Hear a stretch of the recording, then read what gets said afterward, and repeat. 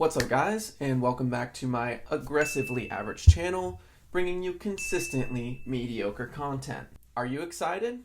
Probably not. Am I excited? Duh. With this review, I will provide a spoiler-free analysis, some critical information as to whether or not you might be wanting to go see the movie, and then I will conclude with a brief personal review. I know there are tons of movie reviews out there, a lot of them more qualified than mine, but I'm going to try to keep it short and sweet and get right to it. Today, I will be talking about The Invisible Man. And holy this is some real So if you don't know anything about this movie, I'll provide some context here. First, the original Invisible Man came out in 1933, starring Claude Rains, Gloria Stewart, William Harrigan, and a bunch of people you probably don't give a fuck about. The original premise is that Dr. Griffin, the main character, just happens to stumble upon a potion. Yes, a potion. It's 1933, so stick with me. That turns him invisible. But the side effect of the potion is that it causes hysteria and insanity. Oh no. And that's pretty much it. You couldn't really show much in 1933, and all movies were basically rated G. Honestly, even Alfred Hitchcock's. But thank God that is no longer the case. The Invisible Man, the one right here, is actually a case where the remake is way better than the original. And yes, I've seen the original. The 2020 version, whoa, that is almost 100 years ago. The 2020 version is about an abusive relationship, where the abuser just happens to be a global leader in optics engineering. And this dude is nuts. On a high level, the plot isn't super unpredictable, but there are a few scenes that will make your jaw hit the floor. They don't waste any time jumping into the action, and Jesus Christ, it does not let up after that. It does rely somewhat on jump scares, but the jump scares are actually created in the plot of the movie, rather than them being injected into the movie, which happens way too often and a lot of times will kill the entire vibe and will ultimately disrupt exactly what a horror movie is trying to do, scare you.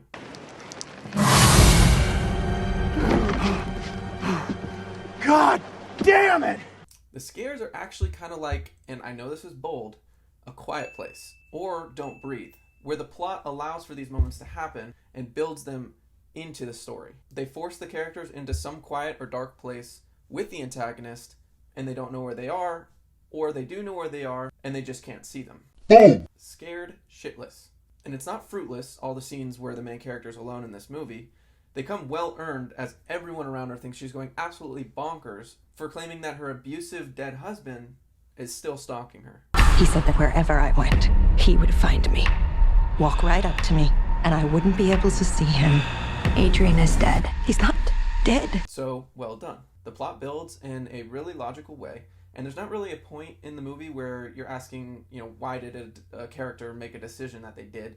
They could have done something else and it would have been a lot easier. And the suspension of disbelief, kind of like Ex Machina, starts and stops at the idea that one person can create a groundbreaking, revolutionary piece of engineering. You just have to accept this fact and move along, because there's really nothing else standing in your way here. This movie actually restored a little bit of my faith in Blumhouse after that absolute fest of a movie, Fantasy Island. Easily bottom 10 movies I have ever seen. And I've seen The Room. I did not hit her. It's not true. It's bullshit. I did not hit her. I did not. Oh, hi, Mark. Don't waste your time with it, please. And if you've seen it, I'm sorry. If I was on the island, my fantasy would be that that movie was never made. It's writing like that really pisses me off. I don't really understand how you get in a room with someone and you're like, oh, yeah, that looks good. Let's make this. It's definitely the best Blumhouse movie since Upgrade. And if you haven't seen that, please bump it to the top of your watch list immediately. Maybe I'll make a video of it down the line. You didn't know that I'm a fucking ninja. While I am state-of-the-art, I am not a ninja. And that's not to say Blumhouse doesn't make good movies. They make great movies, but you can't strike gold every time. Unless you're A24, but I can get to that another time. And I'm excited for this one, apparently this is Jason Blum's first attempt at revamping Universal's old monster movies. Universal initially tried to do this with The Wolfman in 2010, starring Benicio del Toro, but it did not pan out and it was actually a really bad movie. Universal allowing Blumhouse to take the driver's seat on this one is a solid move. They'll do it better and for significantly less. Blumhouse is excellent at making super low budget horror sci-fi films. Like, really good. Upgrade cost $5 million. Happy Death Day was $4.8 million, and The Gift was only $5 million, and it had Joel Edgerton and Jason Bateman in it. And the cost of this one was only $9 million.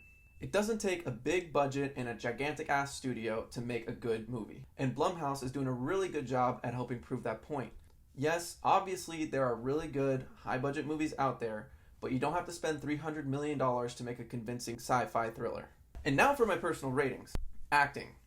8.9 out of 10. It's solid, and there's no better tortured actor than Elizabeth Moss. Just take Handmaid's Tale, for example. She's great at making it look like she just took and or is taking an emotional or physical beatdown. Through the movie, she transforms from horrified and cowering to going on the offensive, actually, and because she's the only one that actually knows what's going on.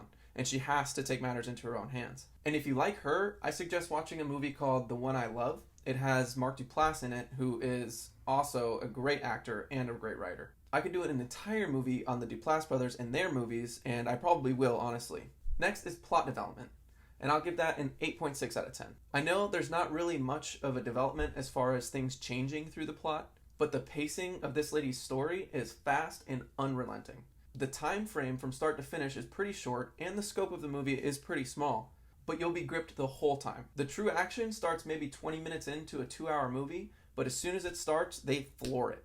Now for the horror, I'll give it a 9.2 out of 10. If you like jump scares and jaw-dropping unexpected deaths, then this is the movie for you. I know I said this before, but the horror is set up a lot like A Quiet Place, but it's just an invisible man torturing an innocent woman instead. And people all through the theater were actually jumping out of their seats. It creates a real visceral reaction. Not to me though, because I'm a man. Just kidding. No, that was pretty scary. For the overall score, I'm going to give this a 9.5 out of 10. It is honestly the best horror movie experience I have had since Hereditary. And if you haven't seen that, then I don't know what you're doing watching this video. The Invisible Man has strong acting, great pacing, great directing, and incredible horror scene setup. I am really looking forward to more of these Universal horror movie monster remakes, and I hope they keep crushing it like they did with this one. Well, that's all for this one. I hope I have convinced you to go watch the movie. It actually just came out, so you can go watch it. I actually made a video on a new movie this time. Let me know your thoughts in the comments, if you agreed with me, if you disagree with me, if you think I'm a dumbass. It's all fair game. And finally, please like this video and subscribe to my channel for more content. I will definitely be making more of these types of videos, and potentially some other kinds in the future. See you guys next time.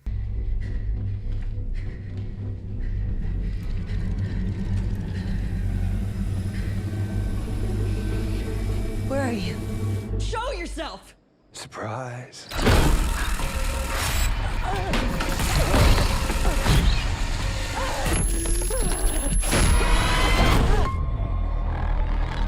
Let me help you. You can't help me.